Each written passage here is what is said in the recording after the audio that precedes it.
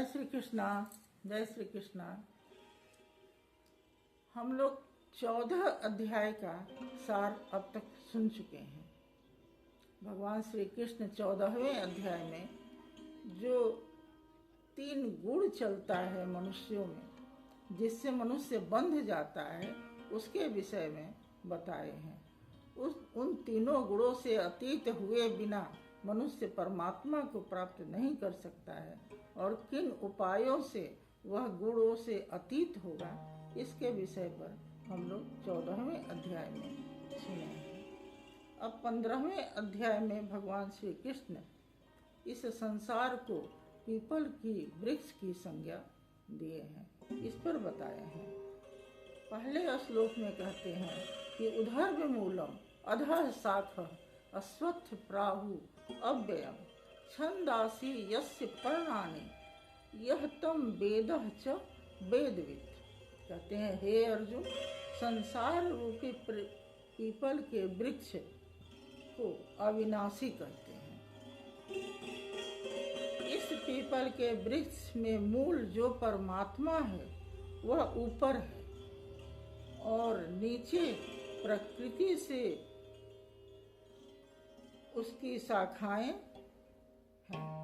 वेद इसके पत्ते कहे गए हैं। इस संसार रूप वृक्ष को जो पुरुष मूल सहित तत्व से जानता है, वह वेद के तात्पर्य को जानता है।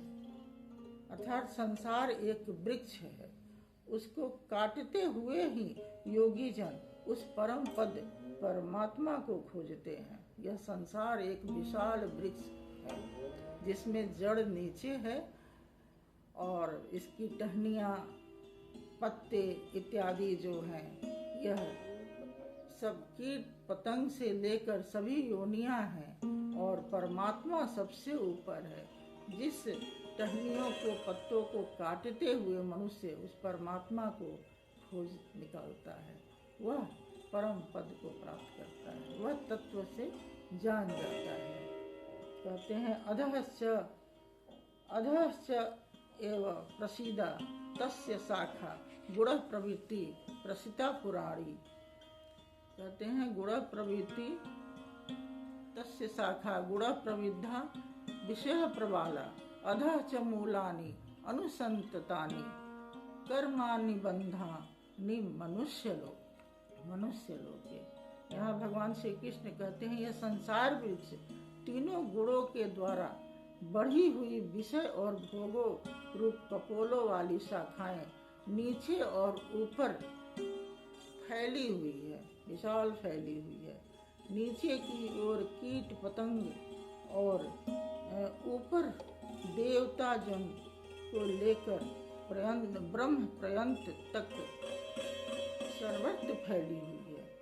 केवल मनुष्य योनि ही कर्म के अनुसार बंधने वाली है, और कोई भी योनि कर्म के अनुसार नहीं बंधता है। अन्य सभी योनियां भोग भोगने के लिए होती हैं, के लिए है। मनुष्य योनि ही कर्मों के अनुसार बंधन तैयार करती है। 84 लाख योनियों में श्रेष्ठ सिर्फ मनुष्य योनि है, क्योंकि यह मन, बुद्धि और अहंकार मिला हुआ है। इसके द्वारा ही इस संसार रूपी वृक्ष को जानकर, तत्व से जानकर परमात्मा को प्राप्त करना है। इसका कहते हैं, न रूपम अस्य यह तथा उपलभ्यते, न अंत न च आदि न च संप्रतिष्ठा अश्वत्थ एनम सुविऋण मूलम असंग शस्त्रेण दृढ़ेन छित्त्वा। भगवान श्री कृष्ण यहाँ कहते हैं, इस संसार का जैसा स्वरूप शास्त्रों में वर्णन किया गया है और जैसा देखा सुना जाता है, वैसा तत्व ज्ञान जानने के पश्चात नहीं पाया जाता है। जिस प्रकार आँख खुलने के पश्चात स्वप्न का संसार नहीं पाया जाता है, इस संसार रूप वृक्ष का न आदि है न अंत है। अर्थात इसको परंपरा, इसकी परंपरा कब से चली आ रही है यह भी पता नहीं है किसी को, कब तक चलेगी यह भी पता नहीं है।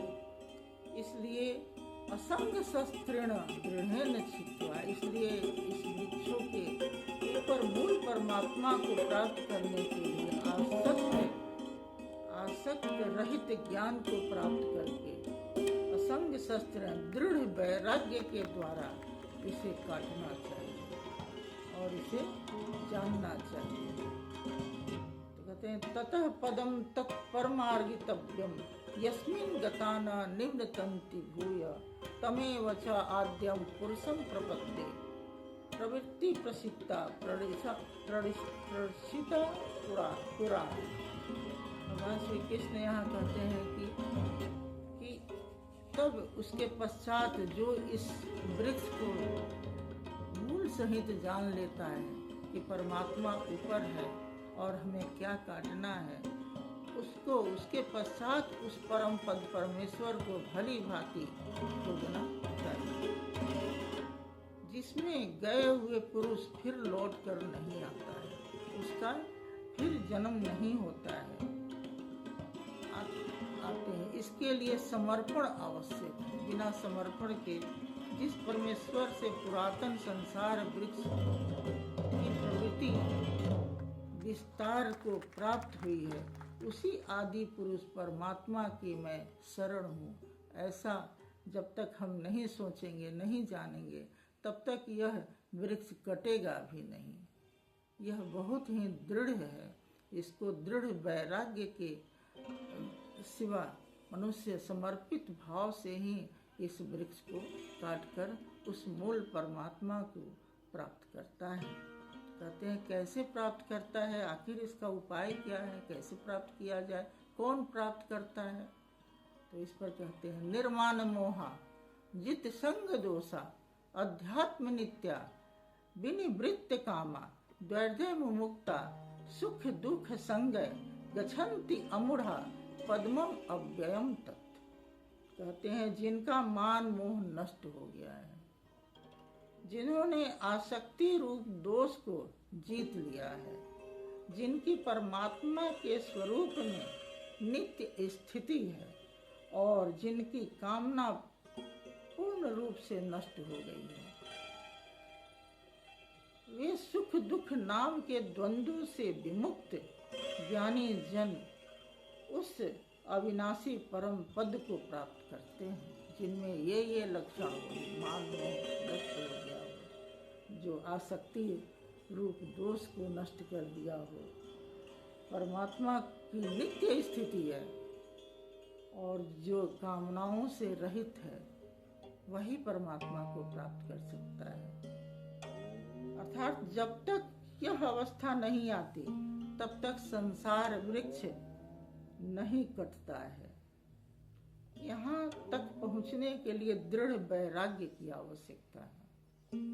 उस परम पद का स्वरूप बताते हैं। अब कैसा होता है उसका स्वरूप कहते हैं न तत् भास्यते सूर्य न शशांकः न पावकः यत् ज्ञत्वा न निवृतन्ते तत् धाम परमम्।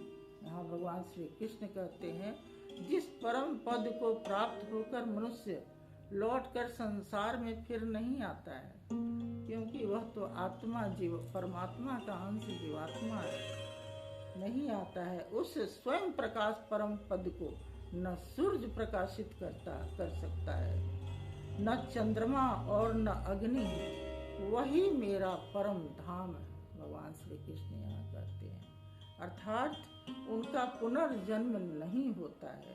इस परम पद को प्राप्ति में सबका समान अधिकार होता है। ऐसा नहीं है कि हम प्राप्त करेंगे कोई और नहीं, लेकिन इसके लिए उस वृक्ष को काटना पड़ेगा, अपने भीतर आसक्ति रहित होना पड़ेगा, अहंकार रहित होना पड़ेगा।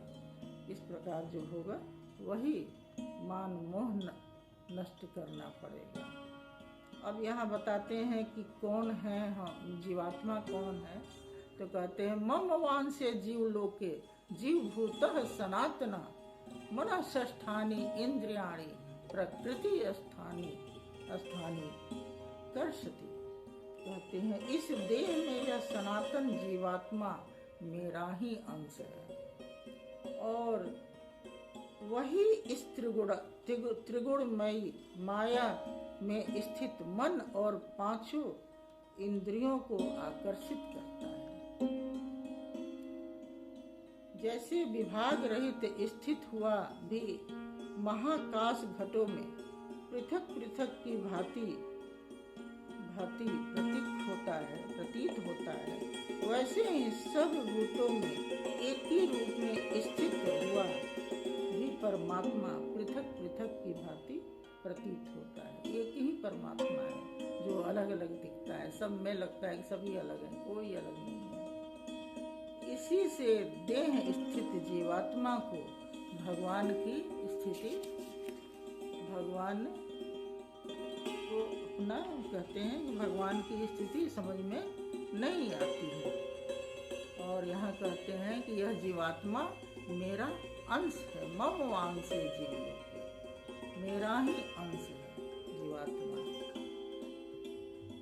यह 3 गुणों से बंधन तैयार किया है, इसलिए यह जीवात्मा कहलाया है, नहीं तो है तो परमात्मा का अंश। कहते हैं शरीरम यत् अवाप्नोति यत् च अपि उत्क्रामति ईश्वर गृहीत्वा एतानि जायन्ते वायु गंधान इव आशयात्। जिस प्रकार वायु गंध को एक जगह से दूसरे जगह पर स्थान पर ले जाता है, ठीक उसी प्रकार देह का स्वामी जीवात्मा भी जिस पहले शरीर को त्यागता है, उससे मन और पांचों इंद्रियों के कार्यकलापों को ग्रहण करके फिर जिस शरीर को प्राप्त होता है उसमें जाता है। इसलिए कहता है उसका हर किसी का अलग अलग स्वभाव होता है, क्योंकि वह पीछे जो जन्म में था आगे वही वह होता है। कैसे किस किस इंद्रियों को ले जाता है, कैसे तो कहते हैं श्रोत्रम चक्षु स्पर्शम च रसनम घ्राणम एव च अधिष्ठाय मनः च एव विषयान उपसेवते। कहते हैं उस शरीर में स्थित होकर यह जीवात्मा आँख, कान, त्वचा, जिह्वा, नासिका और मन का आश्रय लेकर ही विषयों का सेवन करता है। बचपन से ही स्वभाव दिखने लगता है, किंतु ऐसा दिखाई नहीं पड़ता है, सब उसे देख नहीं पाते हैं। कौन देखता है?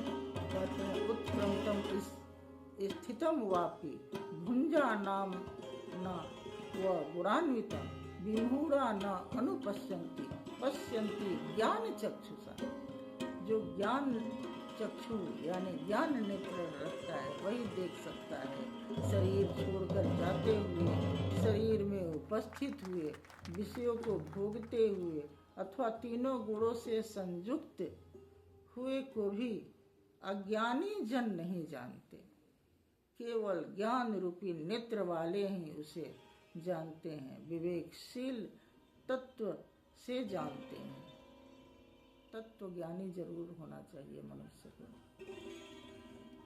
भगवान के विषय में चाहे खुद अपने विषय में जरूर जानना चाहिए, समझना चाहिए। अपने विषय में हम कौन हैं, क्या हैं, कैसे हैं, क्यों हैं, इस विषय पर जरूर अपने आप से मंथन करना चाहिए। कहते हैं यतन्तः योगिनः च एनम पश्यन्ति आत्मनि अवस्थितम्। कहते हैं यतन्तः अपि अकृतात्मनः न एनम पश्यन्ति अचेतसा। यहाँ कहते हैं भगवान यत्न करने वाले योगी जन भी अपने हृदय में स्थित इस आत्मा को तत्व से जानते हैं, वही जानते हैं। यत्न करने वाले जो मंथन करते हैं, मन मंथन करते हैं, वही जानते हैं।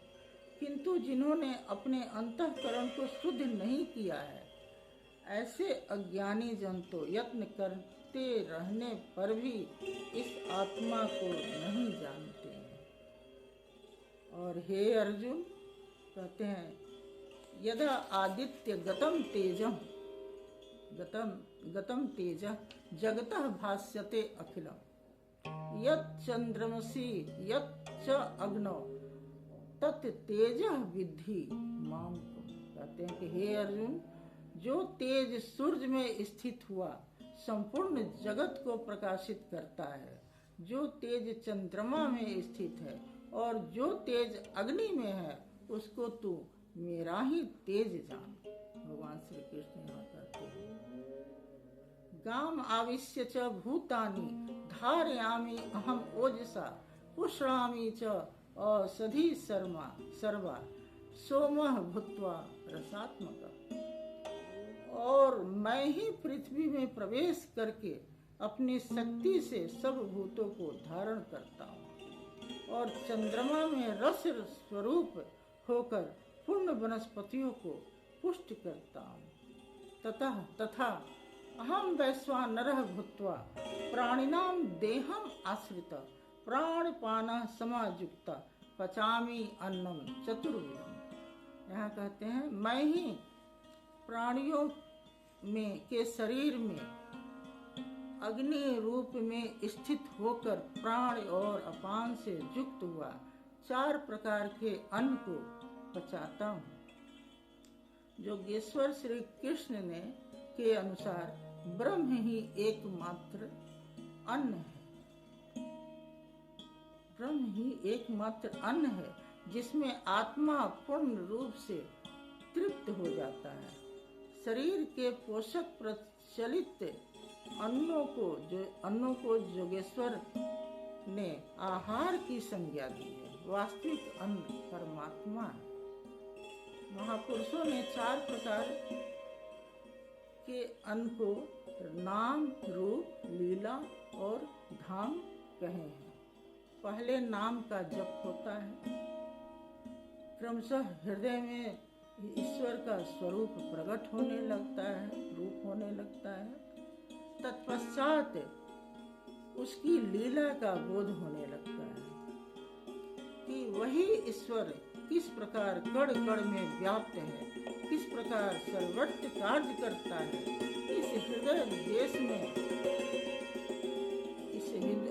देश में क्रियाकलापों का दर्शन ही लीला है और उस ईश्वरीय लीला का प्रत्यक्ष अनुभूति करते हुए जब मूल लीलाधारी का स्पर्श मिलता है तब धाम की स्थिति आती है। उसे जानकर साधक उसी में प्रतिष्ठित हो जाता है।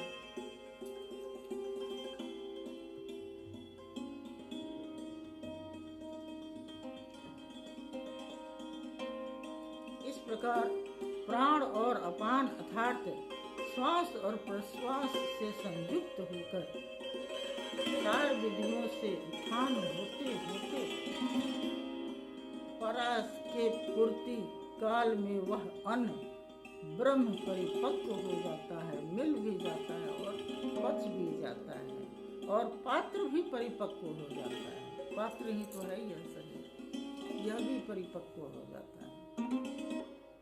आगे श्री कृष्ण कहते हैं सर्वस्य चाहम हृदय सन्निविष्ट मतः स्मृति ज्ञान अपोहनम च वेदस्य सर्वैरहमेव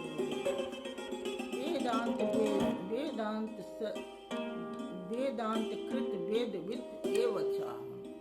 यहाँ भगवान श्री कृष्ण कहते हैं कि सर्वेश चाहम, कहते हैं मैं ही सब प्राणियों के हृदय में अंतर्यामी रूप से स्थित हूँ।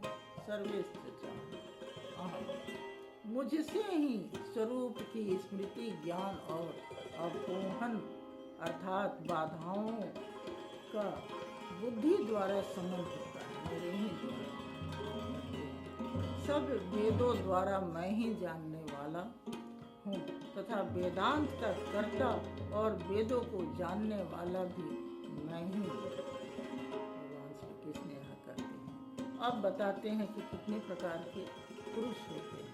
तो कहते हैं दो इमो पुरुषः लोके क्षरः च अक्षरः एव च क्षरः सर्वाणि भूतानि कुटस्थः अक्षरः उच्यते।